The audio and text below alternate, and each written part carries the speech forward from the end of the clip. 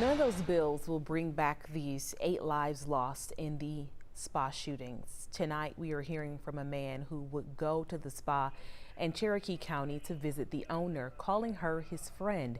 Here's 11 Alive's Paula Soro.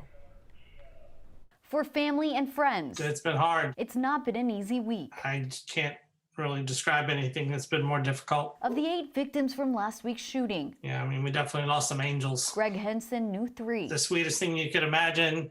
Very unselfish, very giving. He's known Xioajie Tan, or Emily, the owner of the salon, for 6 years. She'd helped the former competitor weightlifter with massage therapy, but the greatest gift she gave him, he says, was her friendship. She liked to shop at Costco, so if I was ever at Costco, I'd send her a text like, hey, I'm at Costco. You or the girls need anything? Send me a list. One of those girls was Daoyou, Feng, who also died in the shooting. While not a lot was known about her, Hynson says she was never married and had no children, but her mother was still alive. She was sweet. She hadn't learned English yet, but you could just tell her demeanor. And that was true of anybody that worked for Emily. It was like the girls that worked for her were an extension of her, her personality, her values. He says those who worked at the spa were all like family and treated those who walked in the door the same way, including Army veteran Paul Michels, who recently started working at the spa as a handyman.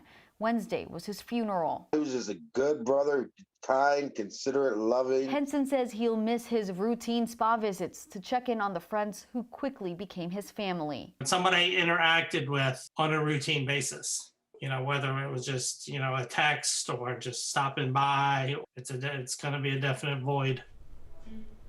This tragedy touched many lives in many ways we may never know. You can find more information about last week's victims and resources on how to help their families on 11alive.com.